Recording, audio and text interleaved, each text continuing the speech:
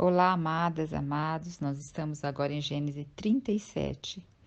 Existem alguns capítulos da Bíblia que na hora que eu vou compartilhar com vocês, meu coração pesa muito mais do que outros. E esse é um capítulo que meu coração pesa muito. E eu peço assim que o falar da minha boca e o meditar do meu coração sejam agradáveis na presença de Deus e que realmente retrate aquilo que Deus quer falar por meio da palavra para nós. Nós não estamos aqui simplesmente para aprender algo sobre a palavra, nós estamos aqui para aprender o que Deus está falando ao nosso coração por meio da palavra, né? E antes de introduzir esse capítulo, eu queria falar algo para vocês. Existem três tipos de inteligência hoje, classificaram três tipos de inteligência: a inteligência cognitiva, a inteligência emocional e a inteligência espiritual. A inteligência cognitiva é essa que a gente vai para a escola, aprende a ler, aprende a somar, aprende cálculo. Tudo que a gente faz na escola é uma inteligência cognitiva. E a gente vê que hoje, o mundo de hoje, se preocupa muito com essa inteligência. Inclusive, os pais pagam rios de dinheiros, trabalham demais para dar esse tipo de inteligência a seus filhos. E o mundo muitas vezes é classificado em questão de status por esse tipo de inteligência. A inteligência emocional é a inteligência onde reside a nossa alma, é onde tem a nossa mente, a nossa vontade e a nossa emoção. E nessa inteligência, a maioria de nós somos analfabetos. Eu me incluo nisso, porque nós não fomos ensinados, porque também nossos pais, outras pessoas que vieram depois de nós também não tiveram esse tipo de inteligência. E a gente vê que essa inteligência, o caminho dela é para curvar o nosso coração para comer de Cristo, porque essa é a linha da vida. Então, a mente colocada na carne dá para a morte, mas a mente inclinada para o espírito dá para a vida. Então, a nossa alma é o grande campo de batalha.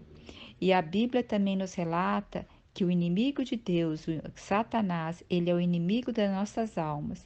Porque se ele ganhar a nossa alma, ele vai fazer a nossa alma se inclinar para a carne. E se a gente se alimentar do Senhor e se alimentar da árvore da vida, a nossa mente vai se inclinar para o espírito. Então, o que que nós vemos aqui na Bíblia? E a inteligência espiritual. A inteligência espiritual, deixa eu só voltar mais um pouquinho. A inteligência emocional, então ela tem a nossa alma, a nossa psique, a nossa mente e a nossa vontade. E dentro dessa característica da inteligência emocional estão os nossos relacionamentos, como nós nos relacionamos conosco mesmo, como nós nos relacionamos com Deus, como nós nos relacionamos com o próximo. Então, a palavra relacionamento na inteligência emocional, ela permeia tudo. E a inteligência espiritual é onde é o sentido de vida, aonde é o propósito de vida, aquilo que me faz caminhar no dia a dia, é aquilo a qual eu tenho uma visão, eu tenho uma meta. Então, dentro desse contexto, qual a nossa visão, qual a nossa meta? Reinar com Cristo. É realmente se alimentar dele e que a nossa mente se incline para Deus. Então, na Bíblia, o que que a gente observa? Uma luta o tempo todo entre o que? O inimigo querendo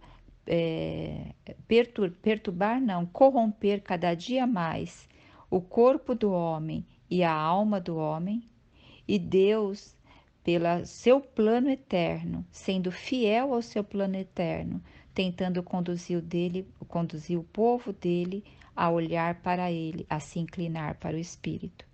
E aqui nós vamos ver isso em Gênesis 37. Tem um contexto espiritual, um propósito, um sentido, a visão espiritual aqui, começando do capítulo 37, que vai falar muito sobre a história de José, porque lembra, nós terminamos toda a parte de Esaú. Agora, a partir do capítulo 37, nós vamos entrar na história dos filhos de Jacó. Então, até o final aqui de Gênesis vai permanecer nessa parte que a gente vai até o capítulo 50, aonde vai falar sobre a morte de José. Então, tudo isso a Bíblia vai relatar isso. Por que a Bíblia dá tanta ênfase a isso? Porque José é a figura mais perfeita que existe na Bíblia de Cristo. Então, aqui nós vamos ver a parte espiritual, é a figura mais perfeita de Cristo. Mas nós também temos aqui a parte o que da alma, a inclinação muitas vezes da mente para o corpo. E nós vamos ver também coisas aqui que acontecem faltando essa inteligência emocional, deixando Deus habitar nessa inteligência emocional. Então, eu vou falar essa passagem nesses dois prismas. Talvez eu divida esse áudio em dois para não ficar muito longo, tá bom? Então, lembre desse contexto que eu falei agora no início, da inteligência emocional e da inteligência espiritual. Emocional está envolvido relacionamentos e espiritual está envolvido propósito e a fidelidade de Deus para trazer Cristo a nós. E hoje o nosso coração, a nossa mente se inclinando para o Espírito para que a gente tenha vida e paz, tá bom? Então vamos começar aqui. Gênesis 37. Aí fala que Jacó habitou na terra de Canaã, onde seu pai Isaque tinha vivido como estrangeiro. E aí fala, e a história da família de Jacó. Então vai começar a contar a história da família dele agora mediante seus descendentes. Então, quando José, seu filho, tinha 17 anos, que José fazia? Ele pastoreava os rebanhos de ovelhas e de cabras com seus irmãos. Os irmãos que eram filhos de Bila e de Zilba, ele ajudava a pastorear. Mas também ele compartilhava com seu pai sobre a má fama de seus irmãos. Então ele sempre estava falando com Jacó sobre como seus irmãos agiam, que eles não eram prudentes. Então falava da má fama para eles. E Israel, que é Jacó, amava quem? Mais a José do que a todos os seus outros filhos, porque ele era o filho da sua velhice. E o que acontece? José, ele era filho de Raquel, a esposa a quem ele amava. Raquel, ela teve filhos depois das outras, da Lia e das outras servas que foram concubinas dele. Então ele era um dos filhos mais velhos, porque tinha era um dos filhos mais novo, porque tinha Benjamim também, que quando Raquel teve Benjamim foi quando ela faleceu. Então pensa um pouquinho.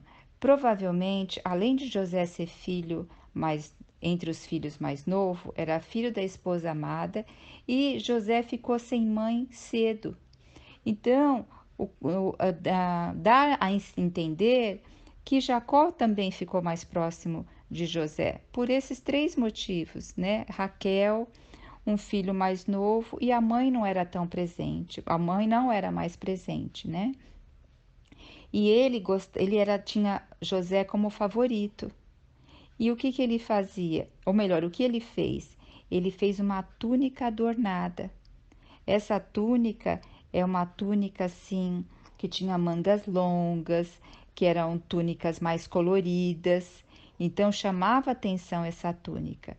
Aí os irmãos perceberam que seu pai o amava muito mais do que a eles. E aí eles começaram a ficar com ciúmes, ficaram invejosos e já não falava com José amigavelmente. Eles eram estúpidos para falar com José, tudo respondiam com estupidez. E José é assim, a gente vê ele tinha 17 anos e o que transparece aqui no texto que ele era no relacionamento dele com os irmãos, ele era um tanto imaturo, porque, ó, um exemplo, o Senhor falou com ele através de um sonho. E José teve um sonho e contou a seus irmãos, que passaram a nutrir mais raiva dele ainda. Então ele não tinha essa percepção. Meus irmãos já não gostam de mim, porque meu pai gosta mais de mim, tal, e ele também levava as falhas dos irmãos para o pai devia chamar a atenção dos irmãos, aí ganha um presente do pai, uma capa adornada, aí ele tem um sonho e ainda conta para os irmãos. Se fosse um sonho qualquer, mas olha o sonho que ele teve, vindo do Senhor, né? Pareceu-me, ele falou assim, José, pareceu que eu estava no campo atando os feixes no campos. E eis que meu feixe levantou-se e ficou em pé. E os vossos feixes, quer dizer, os vossos feixes, direcionou a ele, o rodearam e se prostraram diante do meu feixe. Seus irmãos indagaram: Queres acaso governar-nos como rei ou dominarmos como senhor? E eles os odiaram mais ainda por causa dos seus sonhos e da sua intenção no sonho, né? Depois José teve ainda outro sonho e ele contou novamente a seus irmãos. Tive ainda outro sonho. Desta vez o sol e a lua e 11 estrelas se curvaram diante de mim. Quer dizer, o pai dele, a mãe dele e todos os irmãos, as estrelas, se curvaram diante de mim. Assim que narrou o sonho, seu pai e seus irmãos o repreendeu. Que sonho foi esse que tiveste? Iríamos todos então, eu, a mãe de teus irmãos e cada um deles prostrar rosto em terra diante da tua presença? No mesmo instante, seus irmãos arderam em ciúme dele. Seu pai, contudo, passou a refletir no que ouvia. Então, aqui, o que nós já vemos aqui? Nós vemos, como eu falei para vocês, José é a figura mais perfeita de Cristo. Então, aqui começa falando que José, ele era o quê? Apacentava as ovelhas do seu pai. Ele pastoreava as ovelhas do seu pai. Jesus, ele era o bom pastor. Em João 10:11 fala que ele dava vida pelas ovelhas e ele era o bom pastor. Nós vemos nessa passagem também que José era o filho amado, predileto de Jacó. Inclusive fez uma capa para Jacó toda adornada. E quando Jesus, lá em Mateus 3:17, quando Jesus foi batizado, assim que ele saiu das águas, o Senhor falou: Este é meu filho amado, em quem me comprazo. Olha assim as referências, né? José, ele era odiado por seus irmãos. Então, aqui também a gente pode citar tanto irmãos na carne, quanto irmãos também, porque Jesus veio para o quê? Para os seus irmãos, que judeus. E os judeus, o que? Não aceitaram Jesus. Então, eles eram aborrecidos pelos seus irmãos. Quer dizer, se nós formos ver lá em João 15, 24, 25, vai falar que eles odiaram, o próprio Senhor Jesus fala, odiaram-me sem motivo. Quer dizer, os judeus odiaram-me sem motivo. E os irmãos de José tiveram inveja dele, o irmão. E nós vamos ver que os irmãos carnais, os irmãos que nasceram de Maria, eles também não criam em que Jesus falava.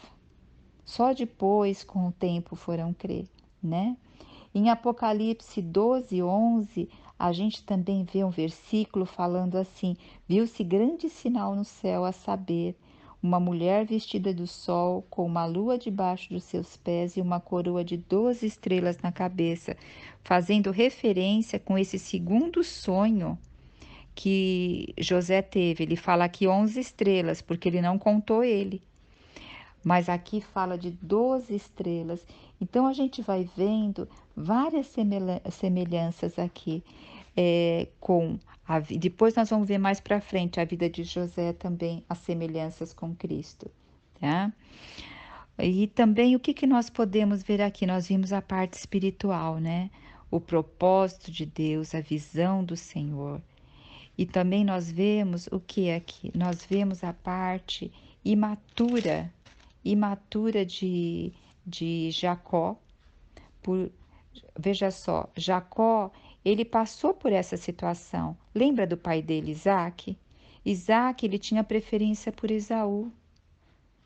E essa predileção de filhos, já ele passou por isso, ele sabia o que era isso, ele sabia o que teve de problema entre ele e o irmão dele por essa preferência. E ele aqui estava fazendo a mesma coisa, sem ter a percepção que ele estava causando desunião entre os irmãos. E Jacó, na época dele com Esaú, ele usou de enganação, de astúcia, daquela astúcia. Aqui nós vemos José sendo ao contrário, José imaturo, falando as coisas sem perceber, sem perceber que isso ia ficar pior a situação dele. Então, nós vemos aqui uma desunião familiar. Então, essa parte que eu estou falando da alma, entendeu? Com certeza a gente não deve ignorar os desígnios de Satanás, como a própria palavra diz, que ele é o inimigo das nossas almas. Então, vamos agora para o versículo 12, aonde vai falar sobre José vendido por seus irmãos. E aconteceu que os irmãos de José haviam saído, levando as ovelhas e as cabras do seu pai até os pastos, e ficavam próximos da cidade de Siquém. Lembra dessa cidade de Siquém? Próximo dali, foi quando Simeão e Judá foi lá e matou os homens, tudo. Então, eles estavam bem longe pastoreando as ovelhas da casa do seu pai. Então, Israel perguntou a José: não apacentam teus irmãos nossos rebanhos em Siquém? Vem, vou te enviar a eles. E José respondeu: eis-me aqui. E prosseguiu Jacó: vai ver como são os teus irmãos e o rebanho e traze-me notícia. Então aí José saiu e foi em direção para ver os irmãos. Aí no meio do caminho ele se perdeu um pouco. Aí ele encontrou um homem, que o homem perguntou: o que procuras? Ele disse: eu procuro meu irmão. E onde costumam apacentar os rebanhos? Aí esse homem, a gente não sabe quem é esse homem, deu orientação a José. E José foi lá, foi ao encontro dos seus irmãos. E quando seus irmãos viram de longe José, eles falaram assim: eis que vem se aproximando aquele sonhador. Então eles começaram a indagar entre eles: vamos matá-lo e vamos jogá-lo numa cisterna. E falar que um animal feroz o devorou. Veremos o que vai acontecer com os sonhos dele, que vamos ver como os sonhos dele vai se realizar. E o Rubens, que era o irmão mais velho, salvou ele dos irmãos matarem. Falou: não lhe tiremos a vida. Não vamos derramar sangue humano. Não vamos derramar o sangue do nosso próprio irmão, né? Vamos lançar ele nesse poço aqui no deserto, mas não vamos pôr a mão sobre ele para o ferir. E Rubens, por que ele falou isso? Para livrar José da mão deles, e assim que possível, devolver ele a seu pai. Então, quando José chegou, o que os irmãos fizeram? Tiraram-lhe a sua túnica, a túnica de mangas longas e adornadas que ele vestia. Quer dizer, tiraram a túnica também, tinha a ver com o quê? Com a personalidade que ele tinha daquilo que o pai estava pondo nele, né? Que ele era o filho amado do seu pai. A túnica tinha a ver com essa representatividade. Eles tiraram isso e arremessaram contra ele e o lançaram na cisterna. Era um poço vazio, sem água. E depois sentaram-se para comer. Olha só, eles fizeram isso, depois sentaram-se para comer. Olha a insensibilidade, né? Porque, quer dizer, fizeram isso, agora vamos comer. E aí vinha vindo uma caravana de ismaelitas que vinha de Gileade, e eles vinham carregados de especiarias, bálsamo, mirra, que eles iam transportar para vender lá no Egito. Então, sugeriu Judá, o irmão, um dos seus irmãos, De que nos aproveita matar nosso irmão e esconder seu sangue? Vamos vendê-lo aos ismaelitas, mas não ponhamos a mão sobre ele, porque é nosso irmão. Aí os irmãos acharam uma boa ideia. Aí o que que eles fizeram? Eles venderam José aos ismaelitas por 20 peças de prata. E quando Rubem chegou e retornou e disse: Onde está o menino? Ficou enfurecido e rasgou as suas vestes. E saindo ao seu encontro e falou assim: O rapaz não está mais lá. Onde vocês o colocaram? Rubem achou que tivessem matado, né? José. Então, eles explicaram para Rubens o que aconteceu, porque Rubens, sendo o filho mais velho, ele que ia responder por José. Então, eles pegaram um bode e mataram o bode, colocaram sangue tudo na túnica de José e mandaram entregar para o seu pai. E disseram assim: Olha, encontramos essa túnica, vê se é do teu filho. E Jacó viu que era a túnica de seu filho e falaram: Olha, um animal selvagem o esquartejou e o devorou. E José foi estrucidado.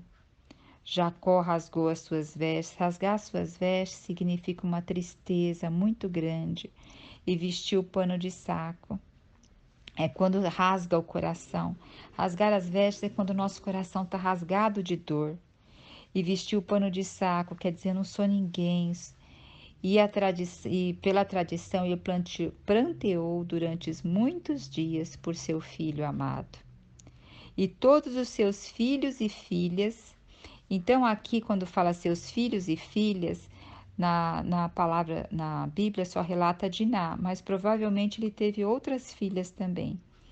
Então, seus filhos e filhas se achegaram para oferecer-lhe consolo. Contudo, ele recusou toda e qualquer consolação e declarou: não, é um luto que descerei ao céu. Quer dizer, eu estou tão triste que eu estou indo ao centro da terra, estou indo ao Hades, estou indo ao inferno, estou descendo de tanta tristeza.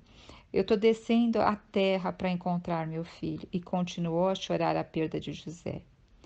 Enquanto isso, no Egito, os medianitas vendiam José a Potifar, oficial do faraó e capitão da guarda imperial. Então, o que que nós vemos aqui, né? Primeiro, Jacó, quando ele ouviu aquele sonho sobre o sol, a lua, diz que Jacó começou a refletir isso. Então, se nós vemos lá no Novo Testamento, Maria, mãe de Jesus, diz que ela guardava em silêncio também as coisas que aconteciam com Jesus. Ela observava e guardava em silêncio. E Jacó, aí começa a relatar que ele enviou Jacó, né? Oh, meu Deus, Jacó enviou José para saber notícias de seus irmãos. E aqui a gente também é interessante porque muitas vezes, ou melhor, Jesus ele orava bastante, era um homem de oração. E eu até já falei com vocês, né? O que o Senhor orava tanto, né, Jesus, para o Pai? E hoje, lendo essa passagem, meditando nessa passagem, a gente vê que José falava muito dos seus irmãos para Jacó. Então hoje Deus falou novamente ao meu coração. Nas minhas orações, Kátia, eu falava muito com o Pai a respeito da natureza humana, de como era o coração dos homens, como eram os corações dos homens que rejeitavam a minha pessoa, e conversava tudo isso com eles. Então, outra semelhança nós vemos aqui, né? Esse compartilhar de, de José com o pai. E Jacó mandou o quê? José para ver como estavam seus irmãos. Também o Senhor, Deus, mandou Jesus para cá, para a terra, né? E aí nisso que aconteceu, houve a venda, ou melhor, jogaram José numa cisterna sem água. Uma cisterna sem água representa o quê? A água representa a vida. E ali jogaram no lugar sem vida. E essa cisterna se nós formos ver lá em Efésios 4:8, fala que, Efésios 4, de 8 a 10, fala que aquele que subiu não é também aquele que havia descido até as regiões inferiores da terra. Também tem uma relação com Cristo ao jogar dentro da cisterna, porque Jesus não passou 3 dias no centro da terra, no Hades. Então aqui essa é uma representação. Eles não mataram José, mas eles jogaram numa cisterna sem água, sem vida ali, né? A questão da vida humana. Então também uma outra representação. E mostrando também a insensibilidade. Tiraram a capa de José e tiraram também a capa de Cristo. E a capa de Cristo, quando eles tiraram antes de ir para a cruz também. Só que a capa, eles sortearam entre eles a capa de Jesus, porque ela não tinha uma costura, porque ela era perfeita, né? E nós vemos aqui que o irmão de José, Judá, vendeu José por 20 ciclos de prata. E Jesus foi vendido também. Olha com a semelhança do nome, Judá com Judas. A Judas vem da palavra Judá. Então, só que Judas vendeu Cristo por 30 moedas de prata. Então, você vê as semelhanças que existem aqui. E também o que nós vemos aqui? Depois, José é vendido, eles enganam o seu pai. Enganam o seu pai. Quem que enganou lá o pai? Quem que enganou? Jacó enganou seu pai, vendendo, solicitando a bênção de Esaú. Aqui eles enganam o pai. E ainda vão lá consolar o pai que estão chorando. Ó Senhor Jesus, o que nós vemos aqui? Nós temos uma tendência de repetir os erros dos nossos pais. Nós temos uma tendência comportamental. Então, a partir do momento que nós começamos a ter tal visão, nós devemos perceber que nosso DNA, Deus está querendo transformar o nosso DNA e a nossa genealogia, vendo que hoje nós temos um DNA divino, porque nós fomos feitos à imagem e semelhança de Deus. E cada dia mais que a gente absorver Cristo para dentro de nós, ter comunhão com Ele, esse DNA nosso vai sendo mais conformado ao de Deus, ao de Cristo. E assim nós vamos deixar de repetir o comportamento equivocado dos nossos pais, aquele comportamento que a mente pendeu para a carne. Então, que Deus assim possa nos iluminar no nosso espírito e fazer a nossa mente pender para o espírito. E também reconsiderar os nossos relacionamentos, porque uma família é feita de relacionamentos. Eu vou deixar um áudio abaixo, opcional, para vocês quiserem ouvir, de uma parte que fala sobre irmãos e unidade e diversidade, que fala na Bíblia da Mulher, mas aí fica opcional, tá bom? Gênesis capítulo 37, aqui é uma parte opcional que eu coloquei, que está na Bíblia da Mulher, que fala sobre irmãos, unidade e diversidade. Então aqui nessa parte fala assim, olha, que o mundo é feito de misturas e intenções de pessoas e grupos. Aqui podemos chamar de relacionamento humano. Então, o Senhor nos criou como seres relacionais.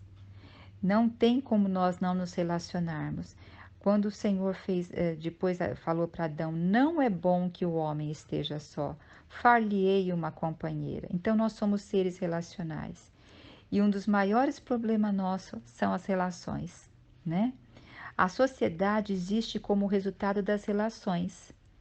O companheirismo e a compreensão das pessoas nos possibilitam o que nós evoluirmos, crescermos e aprendermos por meio deles. Se nós não tivermos relacionamentos, a gente não cresce. E também os relacionamentos que eles nos fazem. Eles fazem a gente perceber a nossa autoestima, a nossa identidade e dar um sentido para a vida. A Bíblia inteira trata de relacionamentos, você vê? E também, vocês já perceberam que a nossa conversa com as pessoas trata de relacionamentos? A gente sempre está conversando e fala, ai, aconteceu isso com fulano, ai, aquilo, ai, não sei o quê. Então, nós, assim, a Bíblia inteira trata de relacionamento, como a nossa vida é um relacionamento. Nosso relacionamento é tanto com Deus quanto entre os seres humanos. Alguns dos mais desafiadores são aqueles dentro do nosso círculo familiar. Então, os relacionamentos mais desafiadores são aqueles que estão próximo de nós. E quem são? O nosso círculo familiar, especialmente entre os irmãos. E também nós temos nosso círculo familiar e quem também frequenta uma igreja tem que o círculo dos irmãos, das pessoas que convivem na igreja. Quanto mais próximo nós vamos ficando um do outro, mais a gente enxerga as coisas que a gente não gosta, não é verdade? Então, desde o princípio, o plano de Deus visava que a família fosse o lugar mais indicado para que cada um desenvolvesse o quê? Então, na família, o Senhor queria que nós desenvolvesse o quê? A nossa identidade, a nossa autoestima, o nosso valor próprio e o nosso relacionamento com Deus.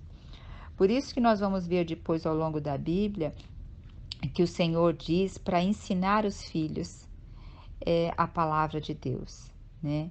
Porque é o relacionamento com Deus também, vem muito do relacionamento entre família.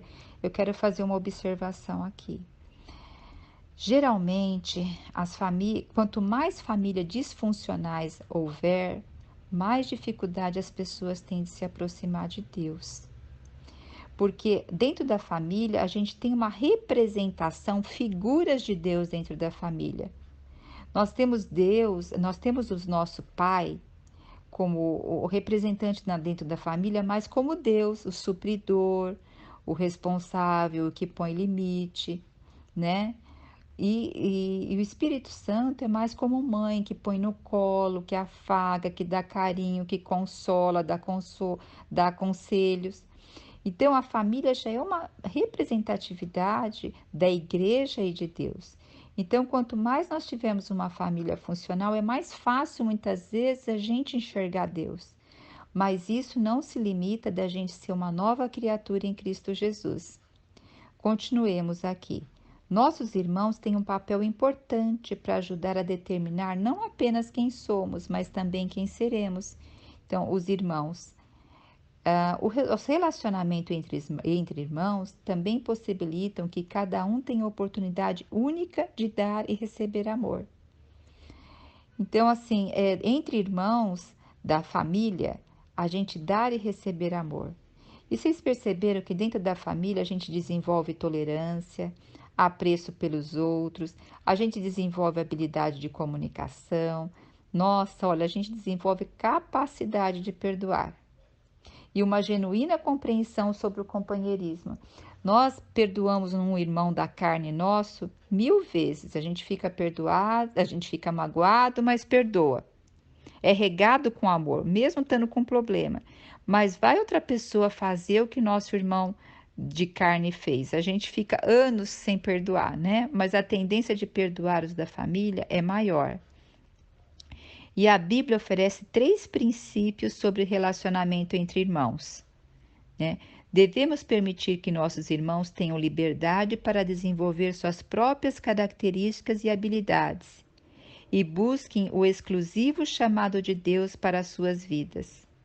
Cada irmão nosso, cada parente tem o que? Uma habilidade. Se a gente for ver Marta e Maria, lá no Novo Testamento, elas tinham as personalidades diferentes.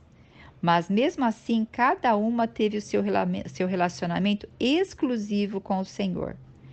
Muitas vezes a gente tem um tipo de personalidade, um tipo de habilidade e quer que todas as outras pessoas tenham igual.